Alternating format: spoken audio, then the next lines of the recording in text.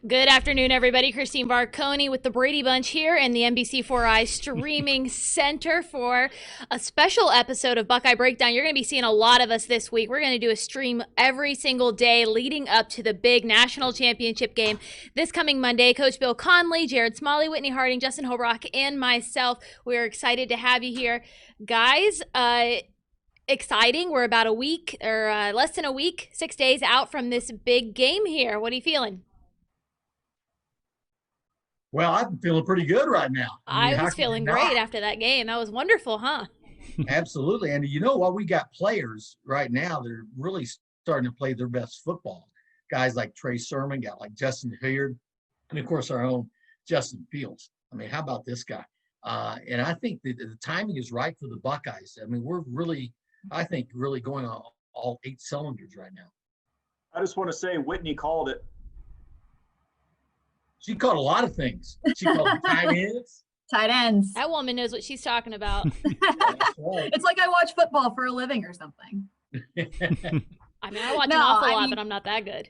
I think like really what happened was we saw this offense start to really click and find itself. And that's in just so many different areas. And when you bring in those different groups and they play their best, I mean, that's a high octane offense. And I think that's kind of what I'm interested to see in this game is Alabama's defense. It's weird to say it's not your usual Alabama defense. They give up some points and they give up some yards, and it's going to be interesting to see if the Buckeyes can capitalize. Yeah, I think the big difference in their defense this year, their front seven is not nearly as effective as they've been in the past. As a matter of fact, they only have a couple of juniors on that front seven. The rest are sophomores and a couple of freshmen. So I think that youth has really hurt them in relation to really stopping inside runs and getting a lot of rush on passers and things like that. So I think the Buckeyes have a chance of being fairly successful. Jared, what do you think is going to be the key component for the Buckeyes to win this game? That's kind of what we've titled this the show right now. The Buckeyes and Alabama Crimson Tide, they have different paths to victory. What do you think Ohio State's has to look like? Health. And it's very simple. Not only Justin Fields' health, how's he doing? I think it's pretty much certain he's going to play Monday. I think the curiosity is how he's going to be affected and how much he'll be able to use his legs as a part of his offensive skill set, because if Alabama doesn't respect him as a runner, it completely changes the way they're going to frame their defense and what they're going to try to accomplish. And the second part is COVID. And COVID's the part that none of us have any clue about for either team getting ready for Monday night. It is the X factor. The one thing I would say about COVID, look, the thing you're going to have to say is right now we are certain it will affect the game in some way. Ohio State and possibly Alabama will not have players that they would have had. It's almost a mathematical certainty at this point that's going to happen with the COVID rates across the country and what's happening. So the question is, who's better prepared to handle that? And I think what you've seen from Ohio State over the last month and a half is you've seen a team that's figured out ways to win when they've had to change personnel. You saw it against Clemson. When Zach Harrison wasn't in the lineup, they moved Baron Browning up to sort of a stand-up defensive end, a creative way to confuse them. Very successful, especially second half. You saw him. Really good. Quarterback did a great job. Baron Browning might have a future as a defensive end, by the way. They also played a lot of depth, which they weren't able to do because they didn't have any real blowouts this year in terms of non-conference games. And they're able to get some guys on the field like Cage at defensive tackle. I thought that the offensive line depth is extraordinary. It might be the deepest offensive line they've ever had. How about that freshman, Paris good. Johnson? Oh, Oh my awesome. gosh. Awesome. I mean, there's an all-22 shot of the game where you see him absolutely maul a linebacker. Pancaked a guy, yeah. I'm like, that's just mean. He's a mean man. Be mean. So to me, that's the biggest takeaway is health. And it will be a factor, no doubt, Monday. Yeah, the one thing that I noticed in that game that hats off to the coaches. Sometimes we sometimes don't give coaches enough credit. And I thought the game plan offensively was really, really good. And they really caught Clemson off guard early with their motions and their shifts, the number of tight ends in the game. There's one play where we had two receivers in the boundary, motioned the second receiver to the field. Very simple motion. Everybody does it. That's one guy movement. They tried to move five guys to that one, and we caught them right in the middle of it and then we hit a crease on a run. And the same thing happened. Trey Sermon made a big run for a touchdown. They were late getting their calls in. We were controlling the tempo, calling plays quick, making quick personnel changes, and they simply could not adjust. And many times they were not set. No, they were not. And the big, I think the other thing too. Plan for a Monday night. Do you think they try to do the same thing? Oh, they very well may try to do that. I think the key is when you do it. I don't think you want to use the same tempo the whole game for 4 quarters, and they didn't. Ohio State did that. So you change it, and I think the early tempo was a smart move by the Buckeyes. They obviously saw something in the film study that Clemson could not adjust quickly, and they really took advantage of it. The other thing that stood out to me was just how much better Ohio State was at the line of scrimmage. I mean, you look at Ohio State's offensive tackles on 34 pass dropbacks. They had 0 quarterback pressures and 0 sacks. I mean, that's just unheard of against a team like Clemson. And then you look at the other side of the ball, the way that they were able to not just pressure Trevor Lawrence, but get to him, forcing 3 fumbles, recovering 2 of those. Obviously, they bothered him all night long, and he was not comfortable, only gave up 42 yards rushing. So they made them pass the ball. That's why they had 400 yards passing. And let's go back to the offensive line again, the way that Ohio State ran the ball. Trey Sermon, another big game for him. Offense had 250 yards rushing. They're the only team in college football that is so balanced that they have 250 yards rushing and passing per game. So they just won at the line of scrimmage, something that they're going to have to do again against Alabama. Hey, guys. I love that point. Oh, go ahead. No, go ahead, Winnie. I was just going to tell people to send us their questions, but go ahead. I love that point Justin made about how Trevor Lawrence was uncomfortable because Ohio State's going to have to do that against Mac Jones. He hasn't really faced that kind of pressure that Ohio State can bring this year.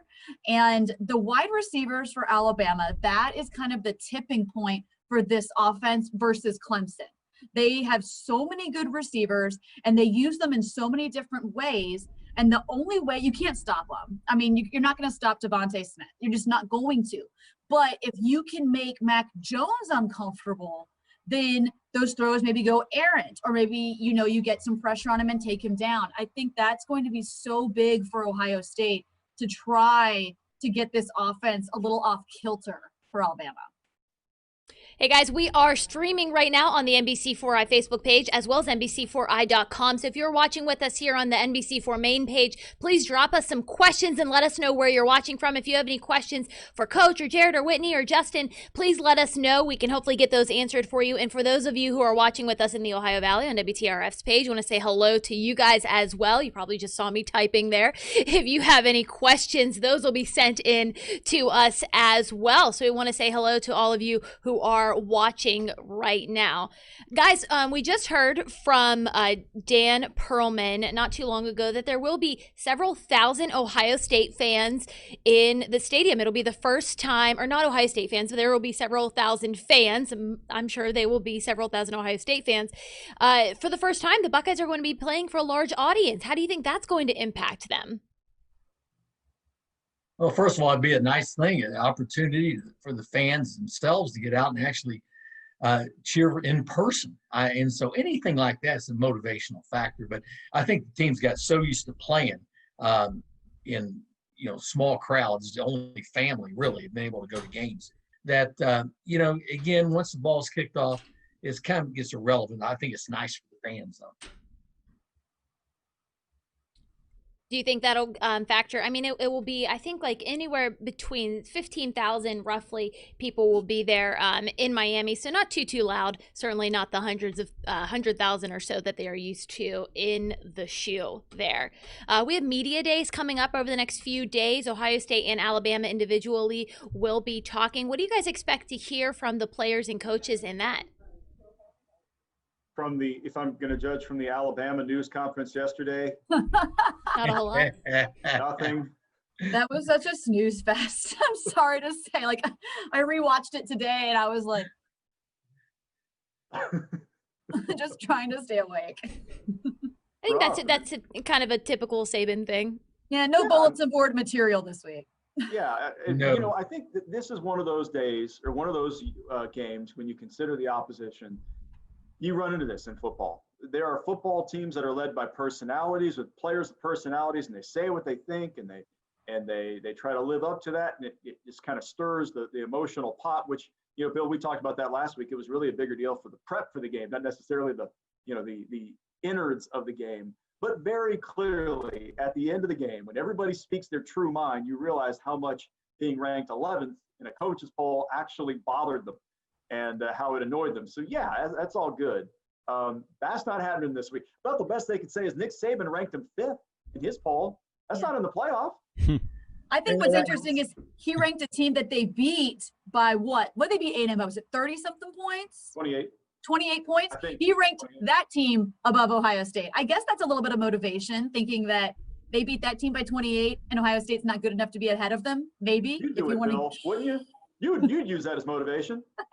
Oh, anything you can use for motivation. Absolutely.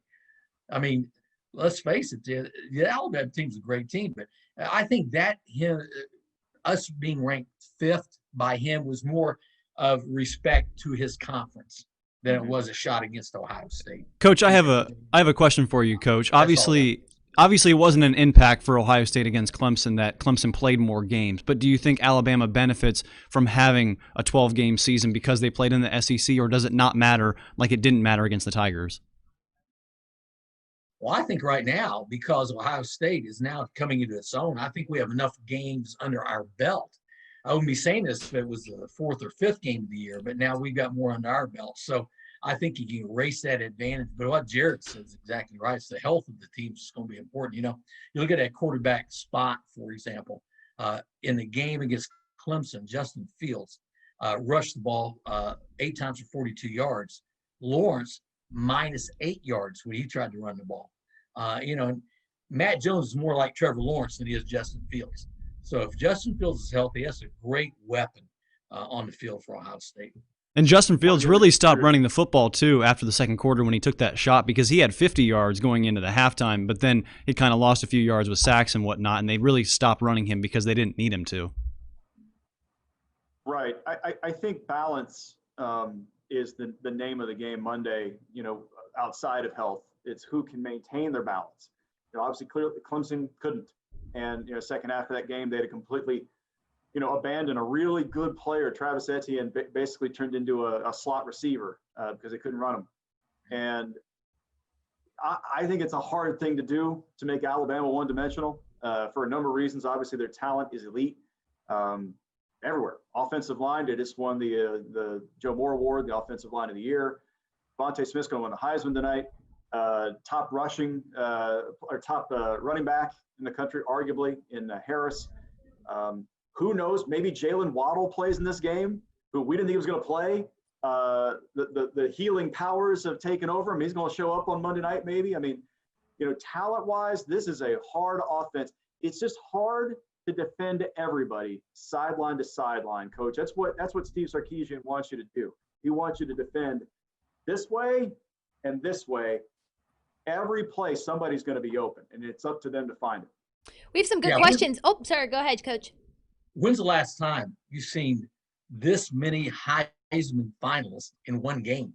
Yeah. You talk a number of explosive players for both teams. It's going to be the biggest of all times. I mean, there's a dozen players that have a chance to take the ball to the house once they get in their hands. Well, let me build on that, Coach. I remember when I watched Trey Sermon when he was a freshman at Oklahoma when they played Texas, and I said to myself out loud, that kid's going to win 2 Heismans. Yeah. Yeah. Obviously, it didn't work out for a number of reasons, right? I mean, Oklahoma wasn't committed to running it the way that you would have to be for a running back to win it. But you looked at him, you saw the talent. That talent has been rediscovered in the last 3 weeks. And you're looking at a kid now that is running with reckless abandon, hurdling players for the fun of it, not because he has to, because he wants to. It's fun. He's attacking defenders, and it is a joy to see. And that's my point, Bill, is that here's a guy that isn't a Heisman finalist, but that talent is in his body, and it is starting to come out now. And that's something that Alabama, if this game was happening 4 weeks ago, they wouldn't have prepared the same way they're going to have to now. We actually, on that same note, oh, sorry, Coach, go ahead. This is a game of big running backs. You look at their running back, he's huge, and our running back's big. I don't know what Master Teague's situation is exactly right now, but Mine Williams went in. Now, he's not very tall, but he's 228 pounds. He's a bowling ball running out there. So this is a game of big running backs. On that same note, Jennifer, actually, some of our viewers are asking questions. Will Master Teague, do we know if he'll be back into play, and what role will he play versus Trey Sermon, do you guys think? I can answer that. That is an injury. That is not a COVID-19 situation. It's an injury that was from the Big Ten championship game. So that I think is possible for him to be back. Mm-hmm. But first things first. When you're talking about that kind of an injury, you're talking about player safety by far more important. And so I think what Coach alluded to there, what Ohio State really did is establish Mine Williams as a legitimate backup running back and a kid that is worthy of carries and worthy of opportunities. And heck, I'll tell you what, if he makes that cut to the left, if he doesn't lose his footing, he might score on that play. And that was all in one series. So, I'll tell you what, if the offensive line can keep mashing people the way that they are, they might be able to put me back there and run. Maybe not that bad, but they can run. And they got some guys that can do it. They got them. Steel Chambers is still there. They've got depth there. Another question from Larry. He said, do you think Alabama might try to exploit the speed difference on the outside against the Buckeyes, maybe to a greater extent than Clemson was able to do? Clemson tried.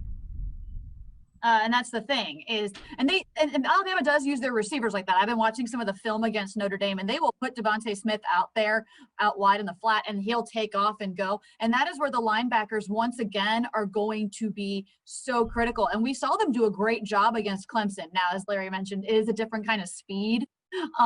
This Alabama team, I'm not going to say the wonderful conference speed that we hear so often, but this is Alabama speed. So, especially with the options they can throw out there. I mean, God, you bring back in a Jalen Waddle, that is really interesting. So the linebackers, that middle of the field for Ohio State's going to have to really be ready for those screens, dump offs, that kind of stuff, because these Bama wide receivers can put their foot in the ground and go. To that point, Jalen Waddle. Ask you this question. Yeah, go. Because of the way that Ohio State structured their defense Friday night. Mm-hmm. Played very soft coverage on the edges in that containment style, right? Trying to keep people in front of you. Yep. And so you saw Shaun Wade. In fact, Kirk Herbstreit in the TV coverage, I went back and watched it. He called it out a number of times. Shaun Wade basically bailing on coverage. Yeah. And 17 for Clemson turning right there, first down without really breaking a sweat. That was the intent of the defense. Later in the second half, when they started to change their coverage and they're playing more man-to-man, you saw him very physical in coverage. And that's my curiosity, Justin, because I think that is something that they can utilize to keep Alabama off balance. If they change coverages, if they disguise things, they brought corner blitzes against Clemson. That's a lot to think about that, Ohio State's not going to sit in base all day is what I'm saying. No, they won't, and they'll have to rely on some guys that are going to have another big game. And we talk about Alabama's depth. You can look at what Jalen Waddle does since 2018.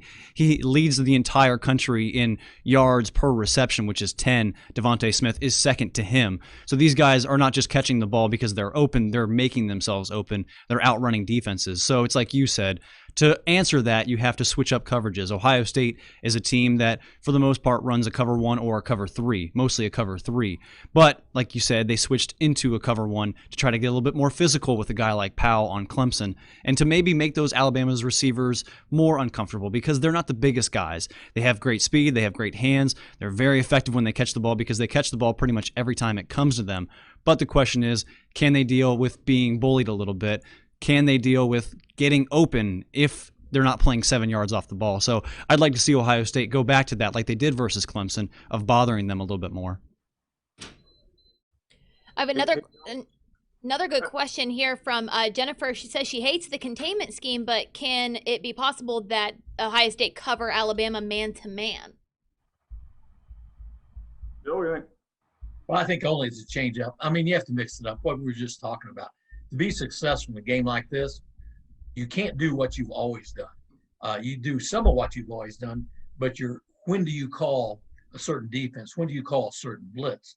And then offensively, same thing when you call certain plays. So you do things you've done, but you do them in a different down and distance situation or something like that. You just got to mix it up. You got to keep them off guard. Don't let them relax. Give them some things, especially early in the game, they have never seen, to make them be talking on the sideline as coaches to make adjustments. And then you can get back to playing your game.